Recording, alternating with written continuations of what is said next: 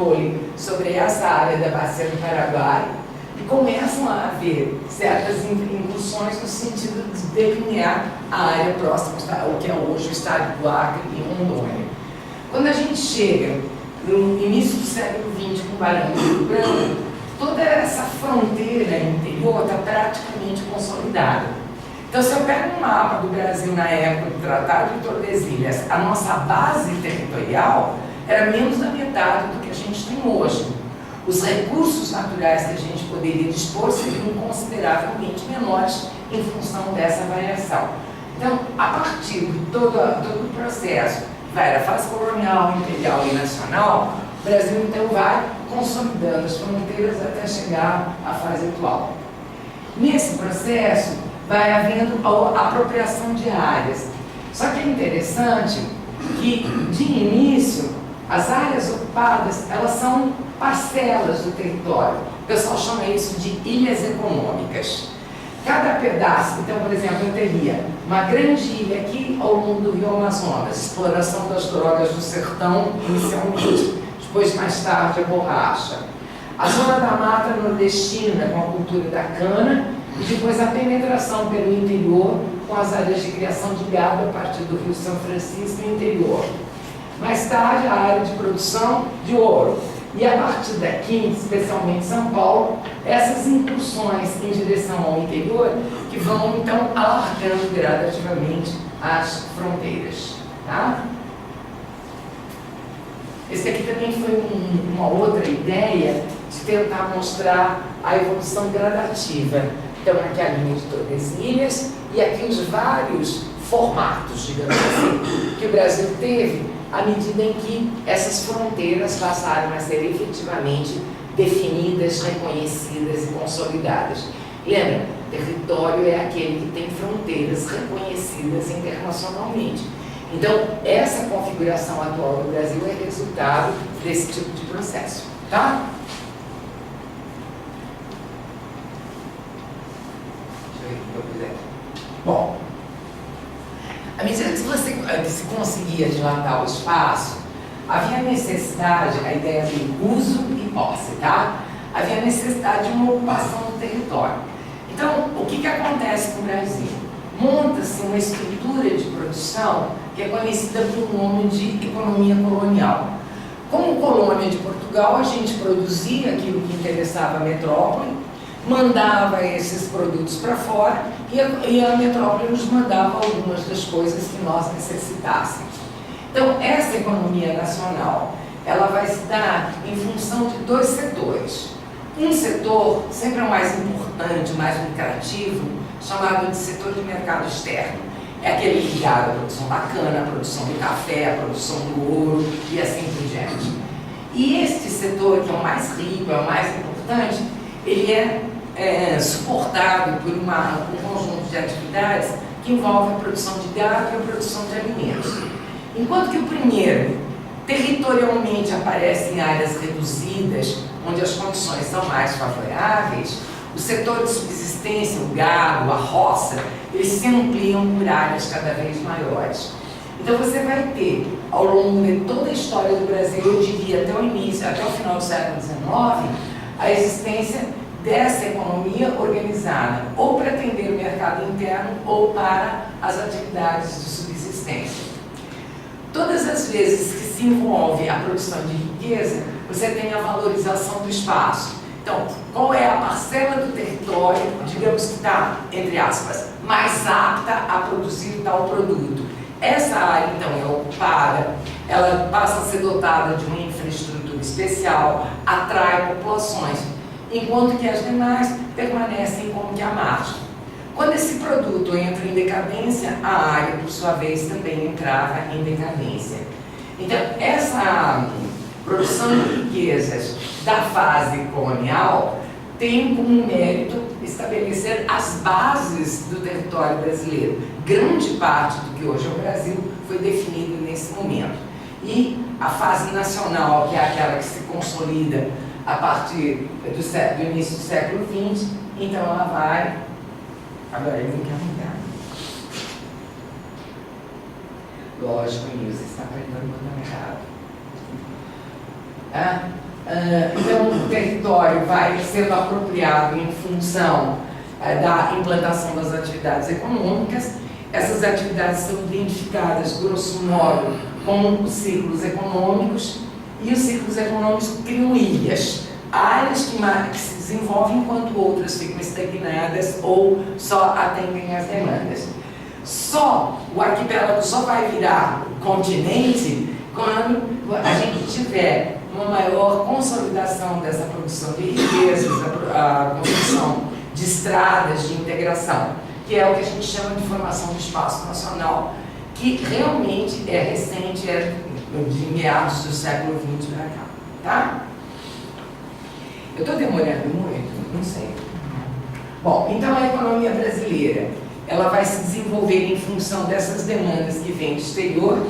Eu gosto muito desse gráfico, que ele faz um esquema geral de 1500 até 2000. Isso aqui tem, com certeza, continuidade. Então ele fala de um primeiro momento para o Brasil, é o início da ocupação do litoral, início da exploração da Mata Atlântica e, consequentemente, a sua destruição. A produção de açúcar, especialmente no Nordeste, num período que vai mais ou menos até por volta de 1750, pular um pouquinho, a descoberta do ouro na área das Minas Gerais, criando um outro ciclo, mais tarde café, borracha e indústrias. E a pecuária, como a principal representante do setor de subsistência, fornecia a mula que ia servir para levar os produtos, o gado, que não era só alimento, mas era também para tocar o carro de boi e companhia dela, ele aparece como a principal atividade do setor de subsistência que dá suporte a todas essas atividades. A partir do final do século XIX, início do século XX, o café aparece como uma atividade inicialmente ligada ao setor de mercado externo, mas que vai conseguir um grau de capitalização tal que permite com que haja uma realocação desses capitais que permitiram a formação dos primeiros núcleos industriais, principalmente no Rio de Janeiro e São Paulo. Então é a consolidação do polo econômico Rio-São Paulo que vai ocorrer a partir daí. Bom, agora, sabe Deus, o que vai dar qualquer coisa você recorta. Bom, então aqui eu coloquei uma sequência de mapas, eu peguei de atlas históricos que mostram o que era o Brasil em cada um dos momentos. Então, no século XVI, a linha de Tordesilhas aqui muito claramente, o que era o Brasil ocupado? Essa pequena faixa aqui do litoral, a área de exploração da cana, a área de exploração de pau-brasil e a criação de gado para as áreas interiores. Então, era a tal da ilha econômica, vinculadas, como a gente disse, setor de mercado externo e setor de subsistência. No século XVIII, já começa a haver uma ampliação maior. A Amazônia, com a exploração primeiro das drogas do sertão, começa a formar uma espécie de ilha econômica com características diferentes. As estradas são rios, a ligação é principalmente com o exterior, não tinha nada a ver com o restante do que estava aqui, por isso as ilhas desligadas. No litoral, a gente continua tendo a produção de exportação, cana, fumo, e depois mais tarde também cana aqui para o sul, e as áreas de produção de gado, tanto no Nordeste como aqui na porção sul.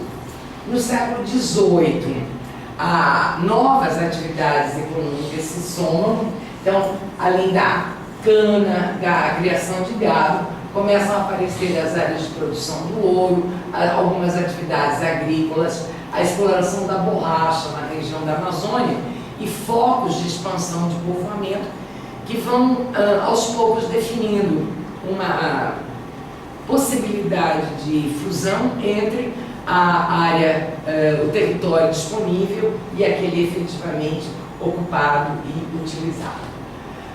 Em todos os momentos, aqui nós estamos no século XVIII, vale também para o século XIX, tá?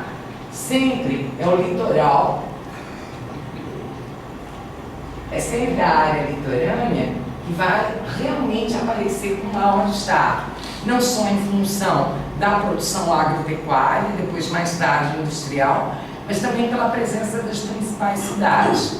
Seja essa cidade, por exemplo, Recife, Salvador, Rio de Janeiro, São Paulo, Porto Alegre e assim por diante, num processo gradativo de consolidação do território.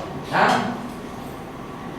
No final do século XIX, a gente já começa a ter alguns vínculos entre as regiões. Por exemplo, a produção do Sudeste ela é incrementada com o deslocamento de nordestinos que vêm, por exemplo, para trabalhar na lavoura do café, para fazer a exploração do ouro, para trabalhar nas cidades. E isso vai integrando de alguma forma essas regiões. Aí, quando a gente chega no século XX, aí sim, eu acho que a grande virada tem a ver com a construção de Brasília. Pode-se falar mal o que quiser, a Brasília representou um marco do ponto de vista da interiorização. A partir daqui, a possibilidade de se atingir todas as partes do território se tornou mais viável.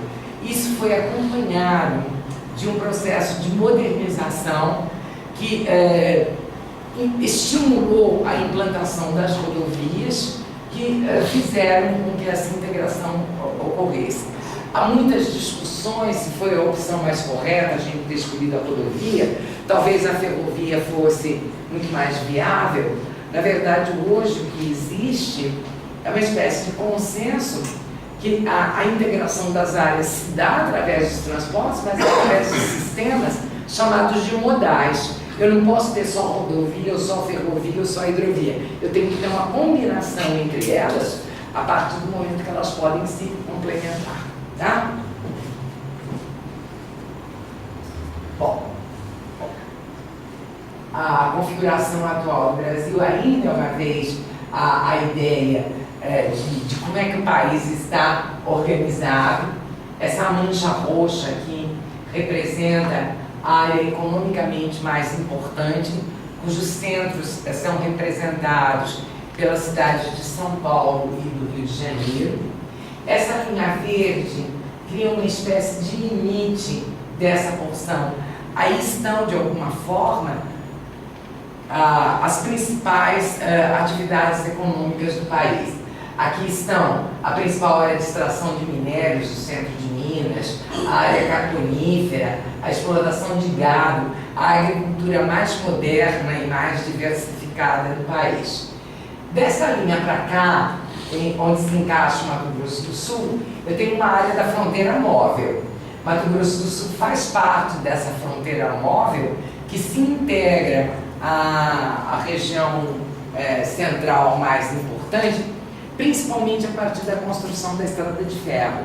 Então, a Estrada de Ferro foi o elemento que integrou uma fronteira que era praticamente marginalizada a um contexto que nos liga especialmente a São Paulo. Aqui, eu vou tentar lembrar, aqui são áreas de predomínio de atividades agropecuárias, onde a gente tem desde a expansão de culturas de exportação como a soja, por exemplo, a criação de gado, que é uma característica de toda essa área, e deve ter mais coisas, mas sem a legenda eu não consigo saber, tá? Desculpem. E aqui a Amazônia, que ainda é, de certa forma, uma área que não está plenamente integrada. A bem da verdade, a gente ainda se questiona o que a gente faz com a Amazônia. Tem aqueles que dizem assim, ó, ganha mais se ficar tudo de pé, não cai uma árvore, fica intocável. Então a Amazônia como uma grande reserva. Há aqueles que defendem a ideia de que a gente teria que fazer um uso racional da Amazônia, procurando numa linha mais conservacionista, manter a floresta sem degradá-la, mas fazendo com que haja uma produção econômica. E há ainda aqueles que realmente atuam nessa área, especialmente aqui nas bordas, ao longo da Belém Brasília e da Brasília Acre, que representam aquilo que eles chamam de o arco do desflorestamento. Foi uma área de ocupação recente, ligada principalmente à expansão do agronegócio, enormes fazendas de criação de gado, soja e algodão, e que se integram à região sul através de sistemas de transporte transportes, principalmente rodoviário. O Brasil não tem até hoje uma ferrovia, por exemplo, que integre todos esses espaços. A navegação de cabotagem ela é complicada porque a gente tem poucos portos. A navegação interna, aproveitando o conjunto de rios, ela passa por questões, nem todos os rios são navegáveis. Predominam rios de planalto, que envolveriam obras de engenharia, em alguns casos bastante caras, como, por exemplo, o caso da hidrovia Tietê-Paraná. Não sei se é do seu conhecimento, mas já se vê a fumaça da locomotiva lá em Rondonópolis. Sim, existem, mas a integração, a que sai de Rondonópolis, ela faz parte de um eixo cuja previsão é integrar o Acre ao Porto de Santos e Paranaguá. Essa linha, ela não está completa, você tem alguns trechos. A própria Norte-Sul, que iria de São Luís até o Rio Grande do Sul, eu não me lembro que cidade, também integrando aos postos de Paranaguá, de Santos, que são os principais de exportação, ela não está totalmente consolidada, ela não está totalmente pronta. Então, no Brasil, a gente não tem uma rede ferroviária, a gente tem algumas ferrovias. A maior parte delas são ferrovias que atendem atividades de exportação. A Estrada de Ferro Carajás, a Vitória Minas, que estão ligadas mais ao escoamento de minérios. Mas isso aí não foi por obra e graça da inteligência dos nossos governantes. Foi um fator de preço de mercado. Ou o Brasil abaixa os seus custos de agronegócio, então adeus Bolsa de Chicago. Na verdade, assim, a cotação das commodities é feita no mercado internacional. O que vai fazer com que o Brasil saia perdendo? É aquela história que se chama de risco Brasil, né? Os gargalos da economia brasileira, que é o transporte, a questão do porto, é a questão do financiamento. A questão passa pela questão de 10% para cá, 15% para lá, a gente sabe que tem. Agora, isso não impede que se pense numa coisa grande. E o problema do Brasil é muito sério, porque a nossa infraestrutura, ou ela está incompleta ou está sucateada. Tem muita coisa para fazer e infraestrutura custa caro, muito caro. Só um pouquinho. Eu vi uma vez aí de uma propaganda do governo do estado, cada quilômetro de rodovia, não sei se o preço está atualizado, falava assim, R$1 milhão. Cara, meu queixo caiu, não sabia que custava tudo isso. Tá? Então você imagina quantos milhares e milhares de quilômetros que a gente tem num país que optou pelo sistema rodoviário predominante, que chove para dedéu de setembro a março, buraco sobre buraco, tá?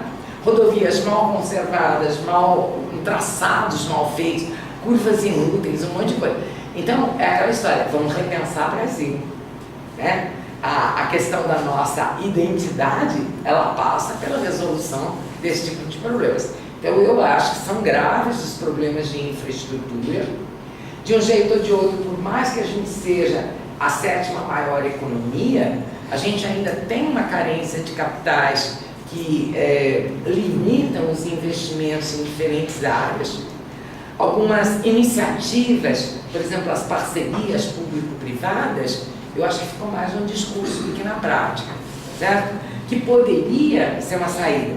A questão da privatização dos portos, a privatização dos aeroportos, etc., passa por questões que envolvem até a ideia de nacionalismo. Sempre você vai ter os prós e os contras de cada uma. Eu acho que falta um bom senso de você estabelecer o que realmente deveria ser o prioritário. Isso também passa pela questão do agronegócio. Quer dizer, o agronegócio brasileiro é considerado um dos mais lucrativos, sem dúvida alguma. Mas para ele sair da área de produção, sei lá, Rondonópolis, norte do Mato Grosso, eu li em algum lugar, o Grupo Magem, que é um dos grandes produtores mundiais de soja, ele tem uma hidrovia que serve especificamente a ela. Eu não me lembro agora se é no Rio Madeira.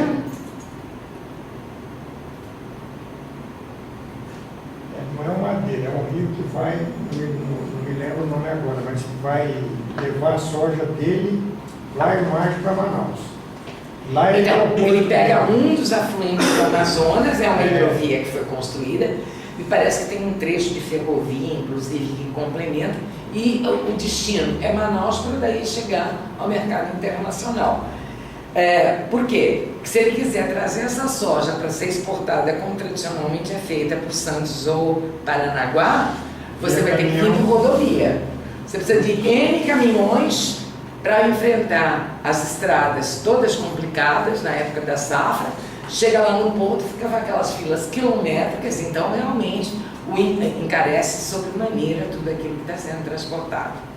Tem uma companhia, inclusive, que ela tentou uma tentativa de mercado de implantar uma estrada até o Pará, que é a BR-163. Mas eu até questionei porque ele é um rapaz que ele presta. A Cuiabá-Santarém não é a BR-80? Continuação da 163. É continuação? Tá. Cuiabá-Santarém. Eu até questionei um rapaz que ele trabalha como motorista, eu falei, compensa você ir daqui para o sul do Pará, se você no sul do Pará tem uma diversidade tanto de chuva, e fica praticamente intransitável um longo período, você passa muito tempo. Olha, na verdade a empresa ela tem essa política de que o caminhão pode estragar, mas tem que seguir por essa estrada. Porque economicamente é mais viável você mandar para o sul do Pará, dali entrar até o porto de Itaqui, no Maranhão, essa região, do que você pegar e mandar por Santos. Mas é lógico também, porque se o destino é o mercado internacional, digamos Europa, Estados Unidos, ali é mais viável. A outra coisa que se coloca, eu acho que cedo ou tarde vai ter que ser melhor equacionado, é a ligação bi-oceânica, Atlântico-Pacífico, passando pelo Chile, há coisas já, e tem uma no Peru também, uma ligação peruana. Com que objetivo? Onde estão os maiores mercados hoje? No Pacífico. É Japão, é China, os países lá da Ásia do Sudeste. São áreas com grande população, que tem uma demanda muito grande e nós vamos fornecer. Só que no Brasil, esse novo polo econômico ligado ao Pacífico, de certa forma nós ficamos fora de contexto, nós somos voltados para o Atlântico. Então, para sair, sei lá, de Santos, eu tenho que ir até o Canal do Panamá para atravessá-lo para poder chegar lá nos mercados. Ou, pior ainda, ir até o extremo sul do continente, passar pelo Cabo Horn e seguir. Então, são rotas muito longas, caras, né, que encarecem o produto, e algumas delas já apresentam problemas. O caso do Cabo Horn é uma das áreas mais perigosas em termos de ondas, tempestades e etc. E o Canal do Panamá, coitadinho, já não aguenta mais muita coisa. Os grandes petroleiros, por exemplo, já não passam mais pelo Canal do Panamá porque ele não tem uma estrutura adequada. Então, são situações que certamente se colocam do ponto de vista dessa tentativa de consolidação de um Brasil que, quer queira, não, tem um papel de destaque internacional. É a 7ª maior economia, embora nós não sejamos a 7ª população melhor colocada nos índices do IDH. Mas Passamos no Reino Unido. Passamos, até ontem, pelo menos, que eu sabia, estávamos na 7ª posição. 2012, na verdade. É 2012. Então. Mas isso que a senhora falou aí, Passou o Reino Unido. Estamos incomodando, devemos estar mesmo, porque só prestar atenção esses últimos meses, a mídia britânica se especializou em desmentir a Dilma. Presta atenção. Ela fala uma coisa, já sai lá, não, isso não é assim por causa disso, tal. A mídia britânica. A gente pode colocar um questionamento. Quais os jogos de interesses que estão por trás de toda uma série de questões? Então, eu acho assim, que a gente não pode falar, não é vaquinha de presépio, falar amém Jesus toda hora. Não. Vamos parar, vamos pensar, vamos tentar ver o que a gente faz. E existem coisas que são viáveis, outras não. Eu acho que tem algumas coisas, por exemplo, que tem aquele caráter assim, profânico, de eu me orgulho do meu país, a gente vai conseguir. Poxa, eu cresci acreditando que a gente era um país do futuro. Aí o futuro não chegou ainda, sei lá, tem muita coisa para fazer ainda. Mas que futuro era esse? Qual era o futuro que se vislumbrava da época que eu era uma jovenzinha e agora que meus filhos e netos estão por aí? São perspectivas diferentes, são situações diferentes. E eu acho que, bem ou mal, alguma coisa a gente conseguiu. Então, por exemplo, o processo de modernização do Brasil, que foi feito a duras penas, a partir dos anos 30, 50, 60 principalmente, de tentar se consolidar como uma potência industrial. A gente conseguiu estocar para diabo. A gente tem uma tremenda dívida externa, acabou agora porque a gente tem mais reserva do que dívida, mas elas quase que empatam. Custou para a gente uma maior vinculação ao capital internacional. As nossas principais empresas, quer a gente goste ou não, são empresas multinacionais. E é evidente que a gente tem que dançar em cima da música que elas nos oferecem. Então eu acho que todas essas coisas têm que ser pensadas com calma. Bom, por que será que a Grã-Bretanha, os jornais ingleses, enfim, seja lá o que for, estão metendo o pau na gente? Vai ver que é porque a gente ultrapassou eles não estão conseguindo. Vai ver. Acho que é isso. Tá? Bom, isso aqui era só para consolidar a questão desse Brasil moderno que se forma. Há uma espécie de consenso de que a partir dos anos 30 o Brasil realmente começa um processo de mudanças aceleradas. Há uma visão de que o Brasil não deveria continuar sendo um país agrário, que haveria um esforço de industrialização que nos levaria, dentro daquela ótica, à modernização e ao desenvolvimento. Então, a partir daí, começa, primeiro, muito timidamente, o aparecimento de algumas indústrias, ainda ligadas ao capital nacional, tipo Hering, Grupo Matarazzo, esse tipo de coisas. Num segundo momento, o Estado brasileiro, Estado com letra maiúscula, poder constituído, ele se transforma no grande capitalista, no grande investidor.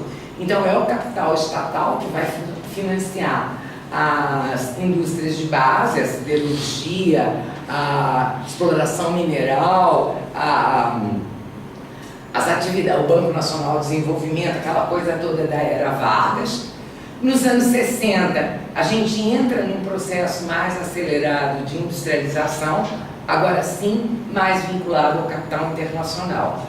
Então, até durante um certo tempo, coexistiram, mas como forças desiguais, o capital privado nacional, capital internacional e o capital estatal. E essa situação foi tendendo a promover um processo de industrialização que cada vez mais se concentrou aqui no eixo do São Paulo. É aquela história da economia de escala. Aí tem mais sistemas de transporte, tem mais população, portanto mais mercado, tanto de mão de obra quanto consumidor. É onde você tem a maior parte das usinas hidrelétricas instaladas, ou melhor, a maior capacidade hidrelétrica instalada. É onde estão os principais portos por onde a gente tem acesso àquilo que nós não produzimos, por exemplo, durante muito tempo, o próprio petróleo, e para escoar aquilo que a gente precisa. Então, isso consolidou fortemente o eixo Rio-São Paulo. As demais áreas do país só vão conseguir mais ou menos se inserir dentro desse novo país tripartido agora em Nordeste, Amazônia e Centro-Sul, só vão conseguir se inserir também através de ações governamentais. Por exemplo, a própria criação de órgãos como a Sudan, a Sudene, a Zona Franca de Manaus, que no primeiro momento tinham o objetivo de tentar equilibrar forças. Houve a manutenção de certas situações problemáticas que vão muito além, quer dizer, a gente não conseguia, não vai conseguir nem tão pouco, resolver a questão da seca do Nordeste com os métodos que a gente usou. Existem outras tecnologias que não seria só a construção de açude, porque o açude, além de salinizar, ele evapora muito mais do que qualquer coisa e, portanto, não deixa que a água seja retida. Então, tem que se pensar em outras soluções. O Nordeste continua como região um problema e a Amazônia é, na verdade, a nossa esfinge. O que nós vamos fazer com ela? A gente tem algumas noções, mas não existem consensos. Então, eu acho que a gente hoje, do ponto de vista da configuração atual, é claramente visível a existência de 3 áreas nitidamente diferenciadas pela evolução histórica, pela organização dos sistemas de produção e consumo e até pela própria relação de dependência. Porque, por exemplo, a região Nordeste, ela tem polos de desenvolvimento próprios, tem. Recife tem um dos principais polos de informática do país. Tá? Só que essa área de informática que tem aqui tem alguma coisa ligada a essas empresas de inovação. Outras estão ligadas ao capital internacional e surgiram a partir de filiais que foram sei lá, da Europa para a região Centro-Sul, do Centro-Sul para o Nordeste. Então são vínculos que fazem com que a gente tenha uma clara noção do nosso papel dentro do contexto do mundo globalizado. Quer dizer, não tem como a gente fugir à ideia de que nós não somos um país à parte, que nós estamos colocados dentro de um contexto maior, onde estão em jogo diferentes tipos de interesses, onde, apesar de todo o esforço modernizador que foi feito, a gente ainda é um país que tem muito a produzir, muito a superar. O fato da gente ser a 7ª, não, agora é a 6ª maior economia, desculpe, 6ª.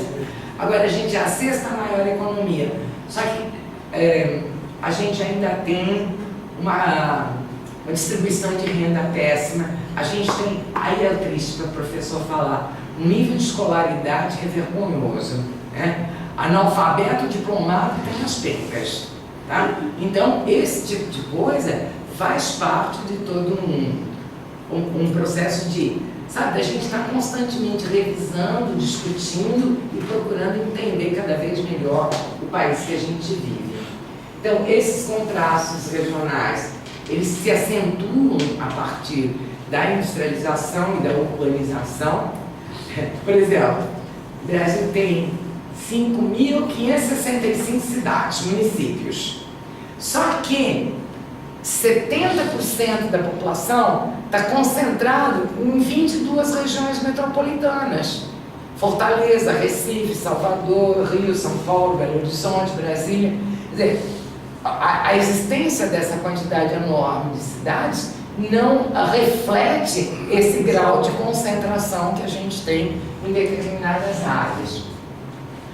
Esse esforço de modernização, como eu disse, custou caro.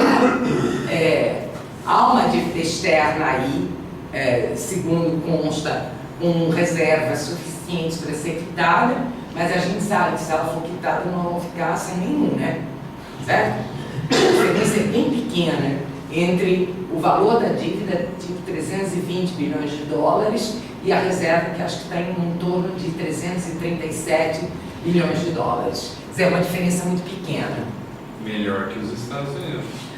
Com certeza. Só que eles têm, assim, eles pousam, né? Somos a maior potência mundial. Nós somos, né? Entendeu? A gente não conseguiu chegar nesse patamar. Quem sabe um dia não vai ser pelos primeiros dias, eu acredito. Se todo mundo resolver pegar cobrar os títulos da dívida dos Estados Unidos, a China passa a ser a maior potência mundial e os Estados Unidos vai passar a dever para eles.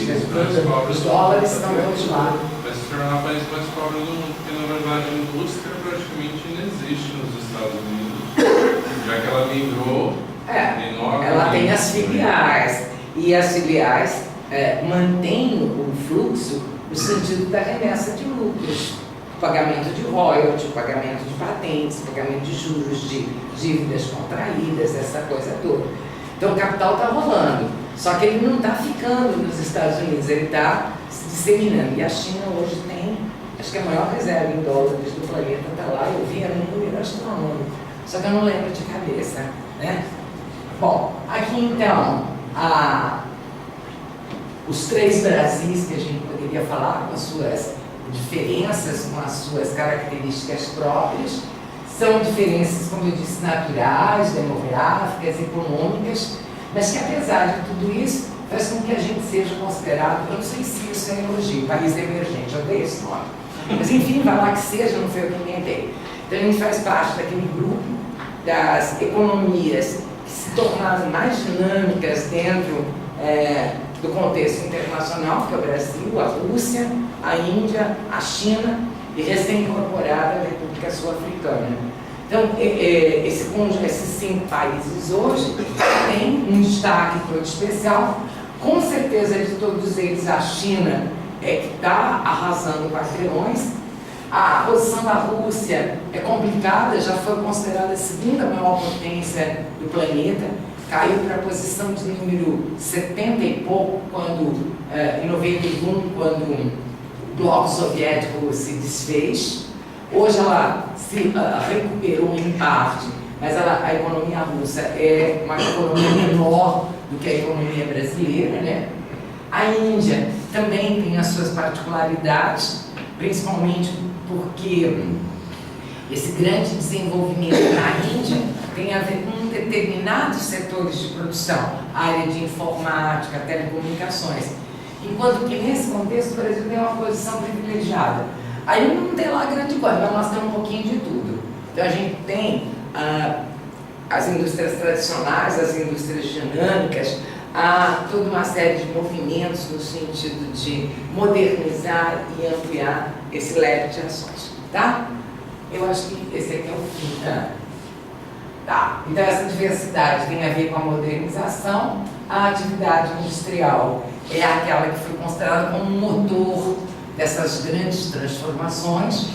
É a própria industrialização que cria uma ideia de um espaço efetivamente nacional, mais integrado entre si, do ponto de vista dos mercados de compra e venda, matérias-primas, alimentos, máquinas, produtos em geral. E esses espaços, por sua vez, acabam se interrelacionando ao espaço mundial em função da globalização. O termo não é o mais legal, eu acho que globalização existe desde a expansão marítima europeia do século XVI, já se criaram as áreas especializadas na produção de determinados produtos e os vínculos entre elas, que inicialmente eram também políticos, depois passaram a ser fundamentalmente econômicos. Então, dentro desse contexto de globalização, o Brasil sofre também determinados efeitos. A crise econômica de 2008 afetou, diz que nós saímos legal da brincadeira, mas os efeitos ainda estão se fazendo sentir em outros países, principalmente na Europa. Eu digo que é fácil entender a globalização na hora que você, por exemplo, fica ouvindo o noticiário ou entra na internet. Quer dizer, o mundo na ponta do dedo, a gente se integrando com todos os lugares, num processo que é cada vez mais acentuado, que muda usos, hábitos, costumes, maneiras de ser, de agir, de pensar. Então, cada vez mais inseridos na aldeia global, eu acho, tá? E cada vez mais participantes desse processo. E esse aqui é o último. Ó, gastei, tô na horário, coronel. Então, aqui é uma frase que eu gosto muito, que é para vocês pensarem. Uma frase não, é uma ideia. Então, diz que na Idade Média não havia produção de papel, então os documentos eram registrados em pergaminhos. E como não havia tantos pergaminhos assim, eles eram constantemente raspados e sobre aquele texto se colocavam outros textos, novos textos e novos textos. Eu entendo o Brasil dessa forma, como se a gente fosse um grande pergaminho que constantemente a gente está limpando o que tem para colocar novas práticas, novas ideias e assim por diante. Tá? Então, cada geração vai reescrever o seu próprio texto, vai reconstruir aquilo que a gente poderia chamar de identidade nacional. Ou seja, a consolidação da nacionalidade, eu acho que é um processo que ocorre a cada dia e que depende de cada um de nós, brasileiros e brasileiras dessa nação. Tá? Aqui não é do Betinho. tão acostumada a progredir. Eu acho que esse é o último. Eu fiz, não. Eu coloquei uma bibliografia no seguinte sentido. Numa das vezes que eu vim para fazer palestra, o pessoal pediu.